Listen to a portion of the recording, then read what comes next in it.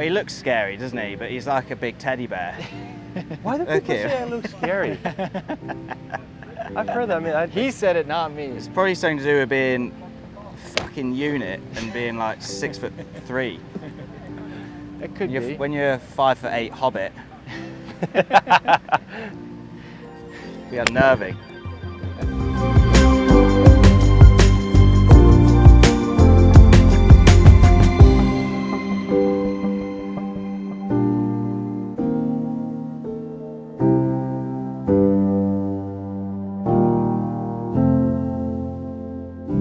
All right, now on the tee, two gentlemen from Legion 13, Tyrrell Hatton, Jon Rahm. Gentlemen, thanks for being here.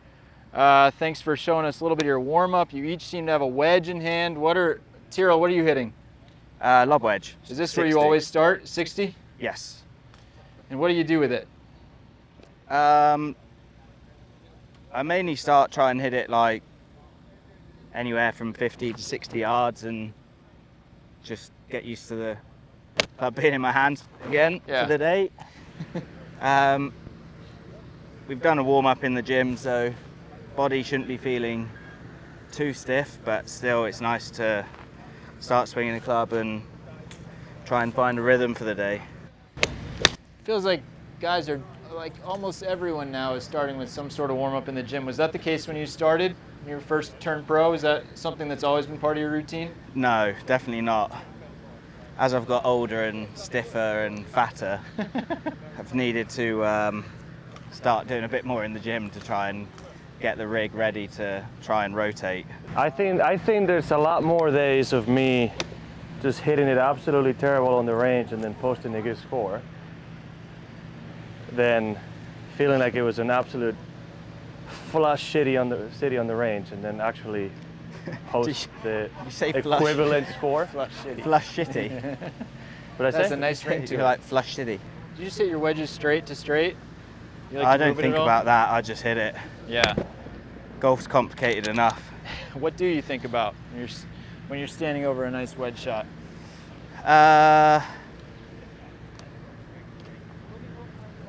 Nothing. Just autopilot, stand over it and hit it. Is that right? Yeah? That's great. So you sort of have made a plan, I guess, right before you've stepped up to it, and then ideally once you're standing over it. Pretty much, yeah. I just mean, happens. unless, see with the wedges, like John was saying, have different feelings to try and hit certain numbers. So like I've got a 54 here and I have what feels like a shoulder to shoulder and that's like a 95, and then I've always been the type of person that struggles to sort of take distance off by slowing my swing down. It just messes me up. So I started sort of gripping down, and then with the 54 I have a double grip down, so that goes even shorter. So then I can still make my swing. And wow, that's great. All right, so full would be like top of the grip. Yeah. And then what if you wanted so to take like I mean the grips that I have, they've got little like V's on them. Yep. So like grip down would be at this second V. Okay. And then the double grip down is at the V just below it. So how many yards is that taking off? From a full one, the double grip down will take off normally close to like 12 yards. Oh wow. Yeah, so it's quite a bit. Yeah. It feels horrendous, but I guess I've done it enough that it kind of works. It sort of you get comfortable with it.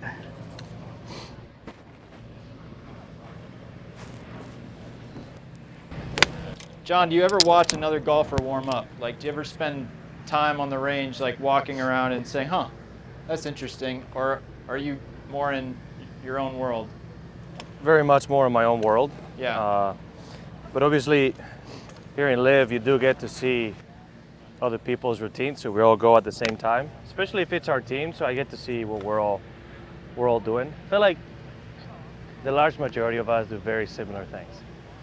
Yeah. Right. Small changes here and there. Most of the routines seem to be fairly similar. I would say Tyrrell is one of those that might be slightly different. Like from what I see is most people go putt, chip, range, and putt. Tyrrell is straight to range, chip, putt, go. Right? You go straight to the range, nothing beforehand, gym to the range. No, I mean, my routine, I'd be in the gym, probably like, oh no, sorry, I'll go putt first. Oh, you do? I do like start line putting for like 10 minutes. I'll go straight from there into the gym. Sometimes. If it's all close by, I'll do it this way. My ideal warm-up would be 10 minutes putting, in the gym, straight to the range. I'll be on the range for 40 minutes for my tee time, hitting balls for 25 minutes, half an hour, maybe hit like 3 chip shots, run back to the putting green, a couple of putts, and walk onto the tee 2 minutes before. Obviously with the shotgun starts and yeah, that's right. moving, sometimes you have to adjust your warm-up,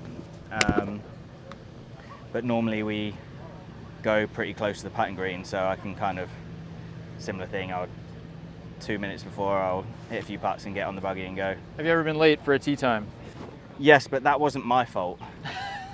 Tell me that more. That was Valderrama last year in the first round. You were that tee time?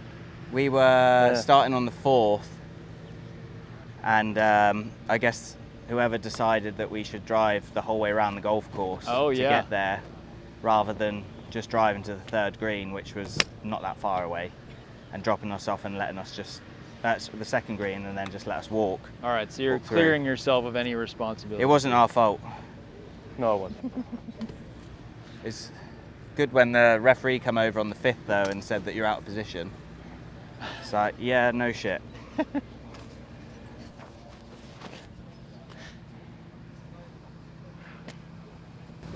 John, do you remember meeting Tyrrell, and have you guys always gotten along? I guess that's assuming you do get on well now. No, sometimes we hate each other. It seems like you get on well.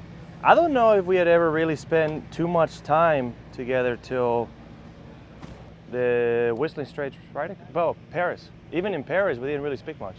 No. We were both fairly quiet that week. Yeah. Whistling, we played together, so I think that's a bit of the start of everything. They're one of the things that makes us get along is we tend to have some similar reactions on the golf course. Say more about that. What do you mean? So, I just never understand why he swears in English. Get away with it probably if he swears in Spanish. That's right. No, I don't. Well, why don't you I swear can tell in you Spanish, I don't. Tyrrell? Because, wow. Unfortunately, everybody knows all the cuss words in Spanish, so I can't. Yeah, but that's fine. It's not like I'm speaking Japanese. That's right. They have no idea. Yeah.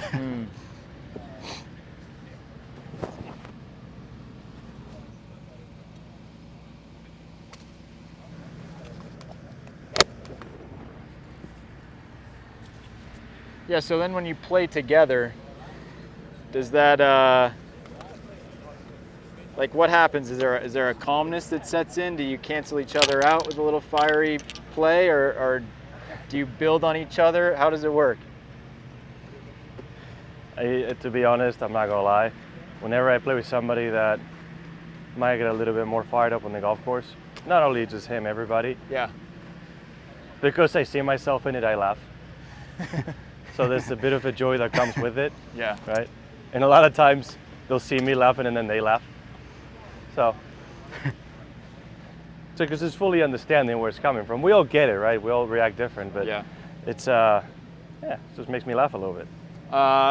Tyrrell, what's John like away from the golf course? Because in my experience, he's actually quite a pleasant fella. Is that how you would describe him? Well, he looks scary, doesn't he? But he's like a big teddy bear. Why do people say I look scary? I've heard that. I mean, He said it, not me. It's probably something to do with being a fucking unit and being like 6'3". It could be. When you're 5'8" hobbit, you're unnerving. I get it. Oh man.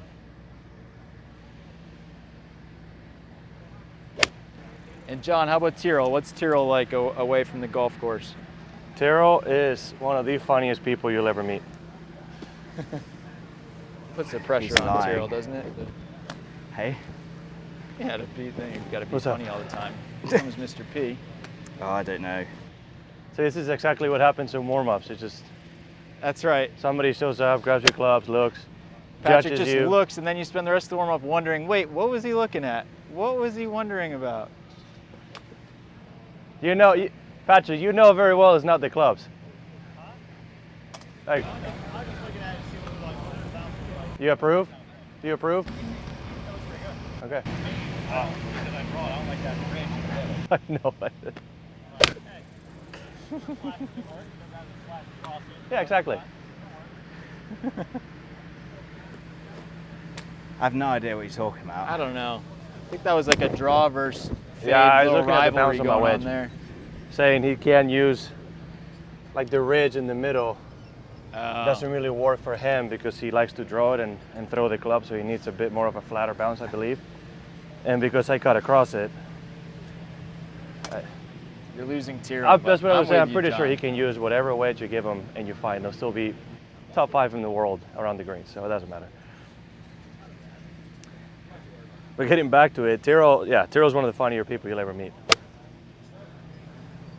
Like, he doesn't like to do it, but he should be mic'd up for one of our practice rounds, because he just drops gems. Like, whatever, any compilation you've seen of him saying funny things is very mild compared to what we usually hear. Tyrrell, is that true? I can neither confirm nor deny. Touche. Tyrrell, when did you get so good at golf?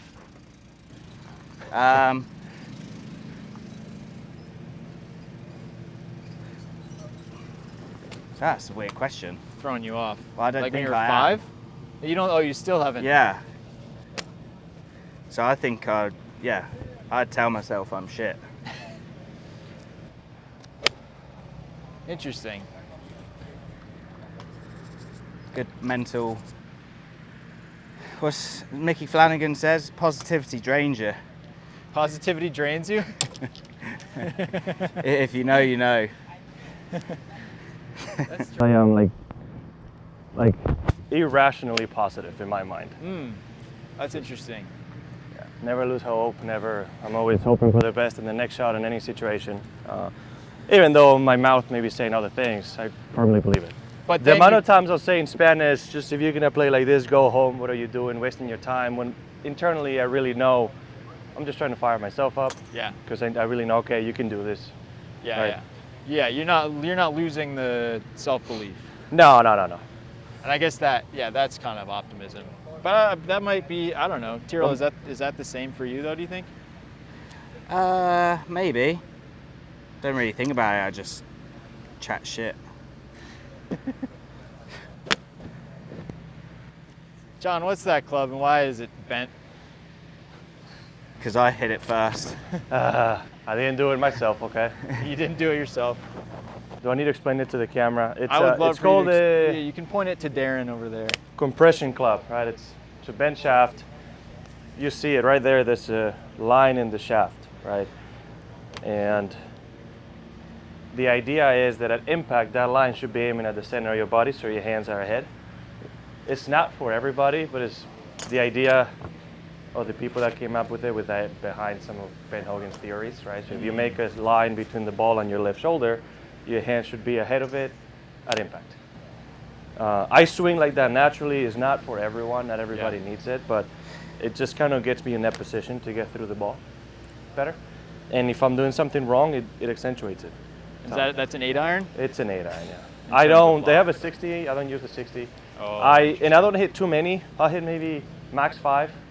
If I hit 2 good ones, I put it away and that's it, because I know I'm doing it right. And you do that on your way down the bag, like wedges and then 8-iron Yeah, and so then once that thing, or? every day I'll either go odds or evens. So whether I'm done with the pitching wedge or the 9-iron, I'll hit a couple with this and move on. Finally, a man of principle that switches off his odds and evens. Huh? Keep hearing people say, oh, they never hit their 9-iron. Actually, No, Right, it's if just, they're 7, I've heard say, different oh, things. My no. dad told me that when I was a kid. You did the pitching wedge yesterday, start with a 9 today? Yeah, I don't know. It's I just, think so. I'm used to That's it. ethical. Yeah, if What do you you do, look at my Tyrrell? wedge and then 9-iron, so I mean, there's starting to get a wear mark. Sort of. and then this is like brand new. Pristine. Oh yeah. I've You really don't these- hit your 9-iron. Did you hit your 7-iron? No, that's like No need for pretty it. new. And then the 8, well, I've just hit that.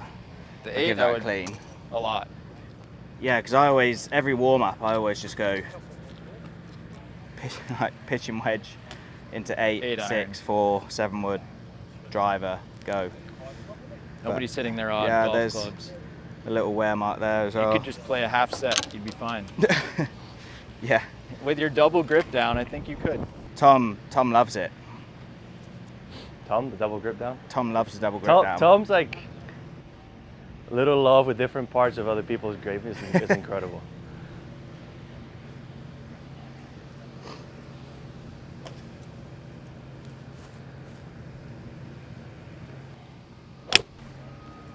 All right, so Tyrrell, I know you don't think you're very good at golf, but what do you think you've gotten better at over the years? How about that? What's improving?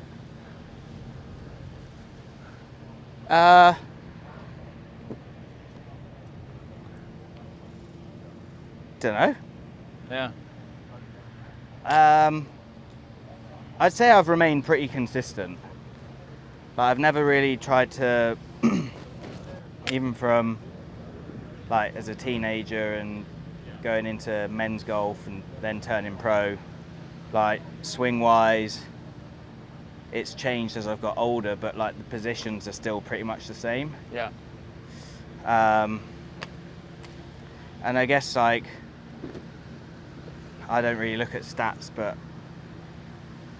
I think iron play has always been pretty solid, and then generally putting has been always a strength. So I guess if I lose those two, then I'm pretty fucked. But It's one way to look at hopefully that stays consistent for a good number of years to come. But Have you gotten intrigued by chasing speed, swinging harder, picking up distance?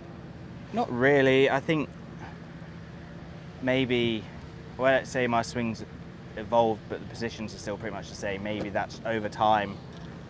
You've naturally got faster, and obviously with the help of the equipment and everything like that. But I've never gone out my way to try and change something to try and gain more speed. So I feel like I hit it far enough to be able to compete. Like, sure, there's guys out here and certainly on the other tours as well that absolutely send it, and yeah, you're never going to beat them in a long driving competition, but hitting it a long way doesn't mean you're going to go win every week. So there's other ways to get around the golf course, and if my irons are having a good week and we can see the lines on the greens, then it sets you up to do well. John, what's your favorite part of golf? Of golf, Big question. I think the chase. Yeah. Competition. Bit of everything. The competition, of course, but Or the chase even of just kind of the... it's a weird game in which we're all trying to chase perfection in the most imperfect game there is, right? You're trying to miss better than the next guy. You can count in one hand how many perfect shots you hit a day, maybe a week, right? It's, for a game that's all about missing less, it's just that chase of trying to figure things out and get better and new things, new feels. It's a thrill for me. Obviously, competition is number one, but that part of things, it's something that I really enjoy. Tyrrell's objecting to that.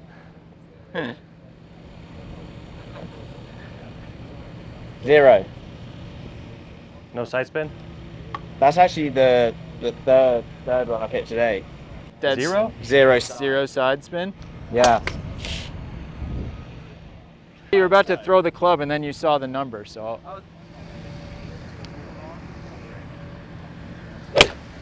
Tyrrell, do you love golf?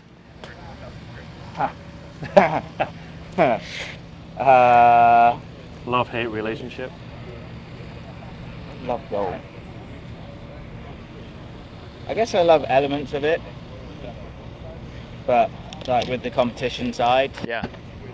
look, everyone out here is a very competitive person and stuff. sure. Like you can't ever lose that. But I think sometimes it's hard to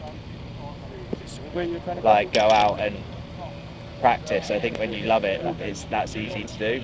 Yeah. But it feels like a chore to go out and hit balls when you got time off and whatever. See, it depends on what frame of mind you're in as well. If you're enjoying golf at that moment, then it's a bit easier. But I'd say the longer I've played, it definitely fluctuates. It's gone up and down. Yeah. I mean, I'm always sort of like, well, people just think, oh, it's the dream, right? Playing professional golf, and I think that it is. I don't think that's unfair, but I would also, sometimes I'll walk around practice rounds Tuesday, Wednesday, and you're waiting, it's hot, everyone's hitting 84 chip shots on every green, and it is like, this is a bit of a slog. That definitely, those moments, it definitely is not the dream. Sure, it's like playing majors and stuff is what we all aspire to do, and yeah, you want to win majors, and I mean John's won a couple, but yeah, winning majors is definitely everyone's goal in their career. So on my side, yeah, I'm still chasing that, but yeah, to be able to play them year in year out is I'll let you know. a nice thing to do. Well, you just came pretty damn close. What, do you have any takeaways from playing such a strong US Open? No, I think looking back on it, I was proud with how I played and generally handled myself. Certainly after the rain delay. It was a tough break on 17. And yeah, unfortunately it was to have that on the 71st hole, kind of, you don't really have any time to make up No. the damage from that, and yeah, that hurt a lot. I can deal with making bogey on 18 because it was a tough hole. I actually missed that fairway in the practice round and all 4 tournament days. Yeah. I landed in the fairway, I think three out of the 5. Didn't stay. But it didn't stay. But yeah, I mean, I think I was in that bunker 3 out of 4 times. Yeah. In the tournament. And yeah, you're always going to be struggling to make par and whatever. So I can deal with making bogey on the last, but the one that sort of really hurts is 17 because where that pin was, you have to, if you're going to miss the green, Yeah. your only miss is in the bunker, or if you whiff it, yeah, you get lucky and it goes short in the fairway. I don't feel like I hit a bad shot. I certainly hit a shot that would be to miss it in the right spot. And when I saw the video afterwards of where it landed and how it didn't get to the bunker from where it landed, It just stuck there. Yeah. Yeah, that was pretty tough to take. John, did you see Tyrrell's reaction to the winning putt at the US Open by chance? Yeah. Did that clip come across your feed? Yeah, oh yeah. So I was waiting to try to talk to him and give him some encouraging words. It's never easy when you don't finish the way you want. And we were all waiting. I was under one of the security entrance because it was raining, and we heard Victor hit the putt, and you can hear the crowd. And then obviously, I didn't see it, but we heard the reaction, and we all knew what happened. He obviously had a camera, and you could see that on the video feed. Yeah. It's quite incredible. I mean, what a finish! Such a hard putt to just even keep within 5 feet, and to go out and hold it to win your first major is. I think even seeing, because Victor was on the same line, that helps a bit, but in that moment with that pressure, It's unbelievable. To obviously hit the putt that he did and it goes in dead weight. Yeah. I mean, it is fairy tale dream That stuff. was unbelievable. I think that's what Tyrrell said. Finish birdie. Unbelievable. I mean, you finish that drive, because a lot of people are going to remember that, but that sequence towards the end where he makes bogey on 15, right? Yeah. It's an incredible 4-iron on 16 to the perfect spot, 25 feet up the hill. That drive on 17, the drive on 18, the iron, and then the putt. That sequence of the last 3 holes is unbelievable golf. Yeah. Unbelievable. John, do you feel like, I mean, the Open at Pebble, or not Pebble, Open at Torrey sort of sticks out as like, talking about unbelievable stretches of major golf. Is that the one that sticks out in your mind as like, wow, hitting the right shots, making the putts at the right times? Does that stick out far above other stuff that you've done? I mean, for me, of course, yeah. Yeah. Yeah, I will, because I'll play the last 7 holes at Torrey Pines very, very well. Especially my approaches into the green. Hit a great second shot on 12, a great wedge shot on 13, great drive on 14 and wedge shot on 14, great second shot on 15, and then the last 3 as well. Great 4-iron on 16, great wedge shot on 17 and 18. That 4-iron on 18 is arguably the most well-struck iron I've ever hit, and the wind just moved it 1 yard too far right, but it's hard for me not to focus on those 2 putts, right? Obviously I'm biased, but in my career, that finish is, Yeah. it's hard to beat. And luckily I've had a few good moments at Torrey Pines on that green, so. Do you ever draw on like shots that you've hit in the past? Do you have kind of like a catalog of shots that you go back to of like, okay, I know that I've hit this shot in this position and it felt this way, let me try to do it like that? Or you kind of like start fresh on every golf shot? I guess that's for either of you.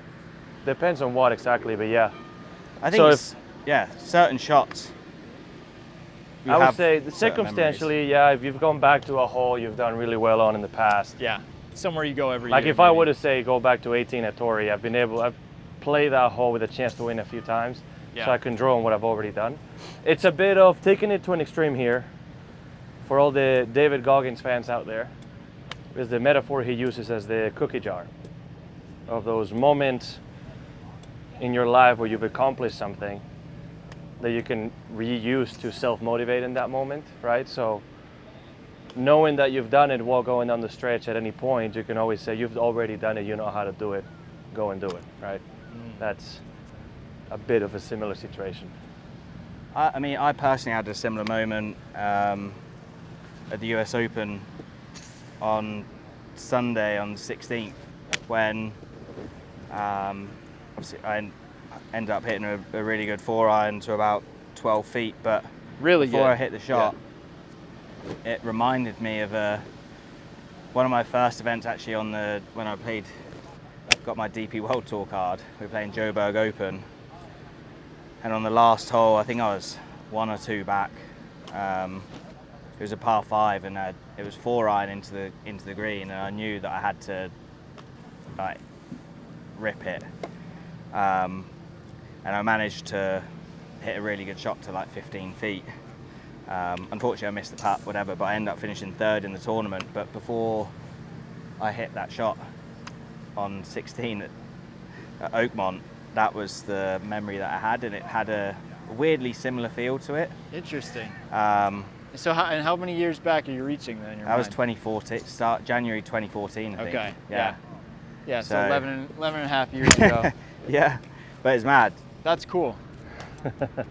And you draw in a little feel. And do you think you remember, like, are there a lot of tournament rounds that are just poof, gone? Like finished, 31st that week, I won't remember a single shot from it? Pretty Or much, are you yeah. But I pretty- think the ones that will always stick out are when you feel like you've got the chance to win the tournament, and you hit a great shot with whatever club that may be. And yeah, that gives you confidence and like happy memories. So that, for me, that was certainly one of those times. Do the wins feel better than the losses feel bad? How do those two things stack up against each other? I think it's hard. I think when you're in the moment, like, yeah, the win that feels incredible. But again, like in the moment of when you lose, like that really sucks as well. So it's certainly a roller coaster of emotions. I guess whichever you've done more recently is the one Yeah, that's stronger. if you're on a winning streak, then like, yeah, it's amazing. Yeah. But yeah, you Hard kind to of answer that. Huh? It's hard to answer that. I would say, in my experience, it's easier to move on for the wins. Right? Like once you win, it's like, okay, you've done it. move on to the next, hopefully get to the next win. Obviously try to enjoy it as much as possible. But if you were to go on a bit of a, let's say, 2 or 3 tournaments where you're playing good and you don't get it done, even though you're playing really good golf, you're obviously thinking, okay, what can I do next time, right? There's things to learn from both experiences, but I think sitting down and evaluating the bad weeks can be a little bit tougher, right? It's very easy to pick apart what I've done wrong in a win, right? But in a bad week, you have both. You have to find the positives, and sometimes it can be a little hard to pinpoint exactly what you could have done better. Yeah. John, do you think anyone is harder on you than you are? No. You can't possibly be anyone in the world that's harder on myself than me. That's interesting. Yeah. Thought about that. I mean, obviously people say like, Huh? 0? No, this is what Tyrrell's worried about is side spin. He just hit a 3-wood with 8. 7-wood, come on. I Sorry. don't hit that short. If I hit one, it would be 500 at least sideways. Yeah. Tyrrell, what's your acceptable side spin range? 0. 0. Yeah. No. Yeah, 0. That's the only thing he's looking at. 0, 0. Yeah, I get excited when I see 0. To be fair, but generally, I'd say if it's over like 400 side, then that starts to irritate me. Yeah. Even if it's like started right and then drawn, right, I'd hate that. I feel for me, if certainly with the longer clubs, when I'm playing well, ball should be falling a bit right. So yeah, I mean, I like to see it as neutral as possible, because I don't. When I'm on the golf course, with the irons, I just have a target, let's say the flag, and I'll just aim at that. I don't think about shaping into the flag or anything like that. I'm like, there's a pin, I'm going to hit it at that. Yeah. And then with the woods, I always try and have like a goal of not crazy big, but like, say those 2 floodlights here. Yep. So you've got the middle of the goal is effectively the 100, 200, 300. Yep. You've got the 2 floodlights either side. I feel like that would be a nice goal for me, and I generally would feel like I'm set up on the left post, and I'll start it a little bit left and then it will fall. That would be ideal for me. That's your dream. That's how I see things off the tee. So sometimes if we're playing golf courses that have nothing to aim at, that can be quite difficult. You need football fields in the background of all of your. John, if you hit 100 drivers in tournaments, how many cuts are you going to hit versus draws? That number's changing. Is it? If I'm getting much better at the draw. If you asked me this 5 years ago, I would have said 99 fades and 1 accidental draw. Now, there's a lot of holes where I can take advantage of it because I do carry it further. Yeah. Or maybe use it with the wind. I'm getting more comfortable at it. So I would say that's been going on the last 3 years. It's been getting better and better. How do you carry it I would further? say now might be, if we're including 3-wood off the tee, I would say I'm maybe getting to the 30% draws. Wow. Yeah. I don't get enough credit for that. I don't like to hit fades, but I'm getting there. I think when you arrived, you were just you were the fade king, and now, it's hard to redefine people in our minds here. There's some holes in the world where you need to hit a draw, and if I couldn't do it with the driver, I would do it with a 3-wood. Yeah. Easier to draw than your 3-wood? Yeah. Because I can just do more of an iron feel shot. Right. That's interesting. Yeah. All right, can you just show me in sort of your quick version of what a fade looks like with your driver versus what a draw does, and maybe what you're thinking about differently? Yeah, okay. So for fade, I don't really get too caught up on how much I fade it. Yeah. Right? So let's say I'm trying to hit it to the 250. Yep. You'll see me do this in every tee shot. I'll kind of get a reference right there, go 6 inches from the ball. Okay, so something right in front of it. Yeah, I'll line up to that, and then what I'll do is step to the left. So now I know I'm aiming left. Yeah. And I just need it to fade from there. Right, that's it.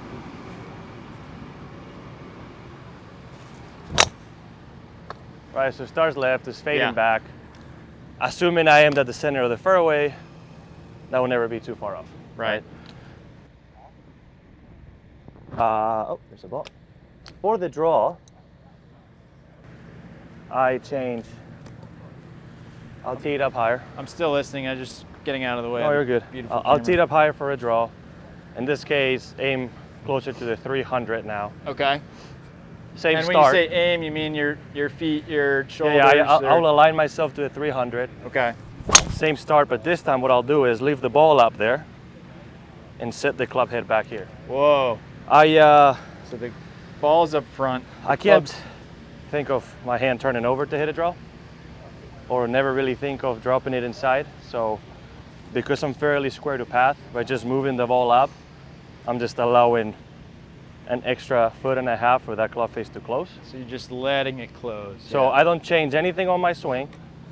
I'll do the same thing. And when I'm swinging well, worst case is dead straight. And it fades. If it draws a little bit. Look at Look that. at that.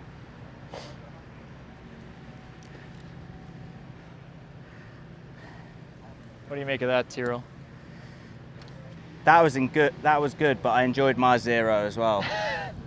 It's another 0 side spin over here.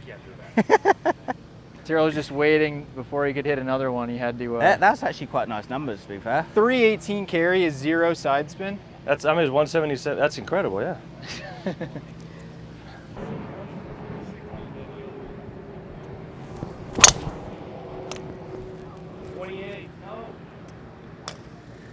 That's right. By the way, Close. for reference, let me hit one there just so people get an idea. Yeah. We went from 0. We went from like what 8 to 0 to 28. And I'm about to go. Where are you aiming? I'm at it?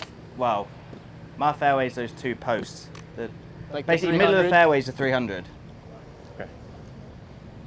Hopefully I hit a good one. It'll be at least 400 to the right.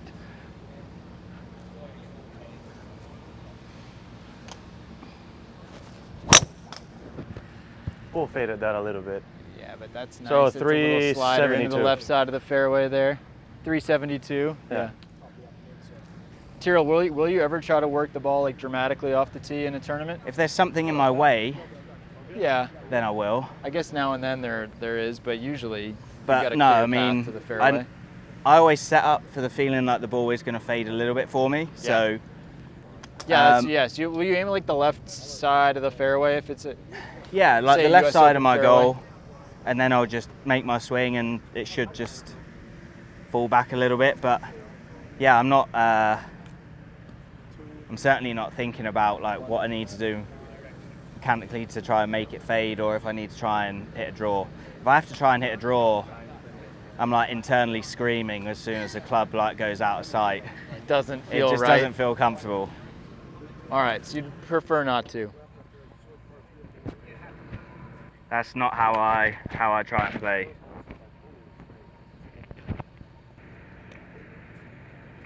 I mean, obviously you've got your launch monitor here, but how you consider yourself kind of a field player, like more of an old school.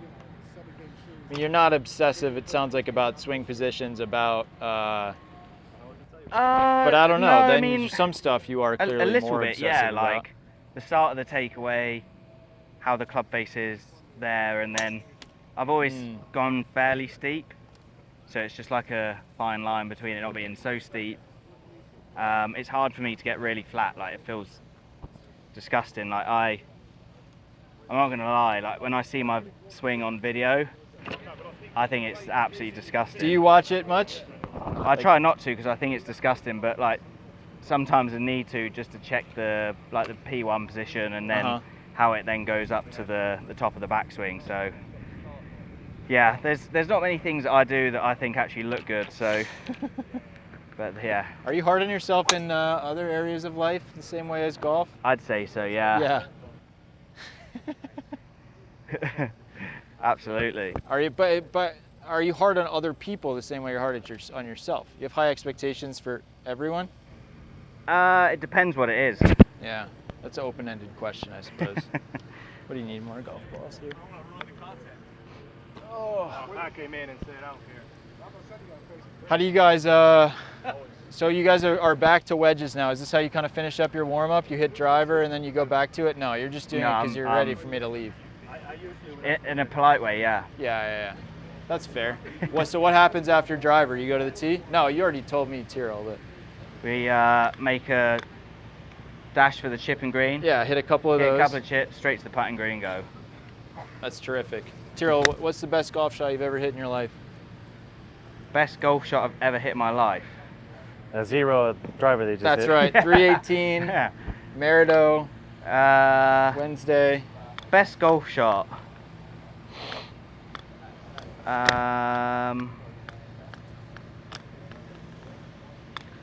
Another one that I go back to sometimes, actually, going with the question earlier of thinking about shots in the past, was actually the 5-iron I hit when me and John were playing together at Whistling Straits on the 18th. That was incredible. That's probably one of my favorite shots that I've hit. Your reaction afterwards, though, is what he tells me afterwards. All I know, I'm a such a great ball striker, so shallow. So naturally, I think he must be unbelievable out of fairway bunkers. And I hit a good tee shot that just goes 2 yards too far and 2 yards right in the bunker. You're thinking of Rome. Yeah. Oh, you're thinking about Paris. No, Whistling Straits, 18 on Sunday to the back right pin. Not on Sunday, on Friday. Okay, yeah. I thought you said 15th holes, I assumed Rome. No, okay. No. 18, yeah, that was... The 3-iron before that, though, that was incredible. Yeah, 3-iron in 17 was good too, at Whistling. But yeah, what he's referencing is my hatred for fairway bunkers. And he put me in the fucking fairway bunker in Rome on Friday morning. Yeah. Yeah, and I...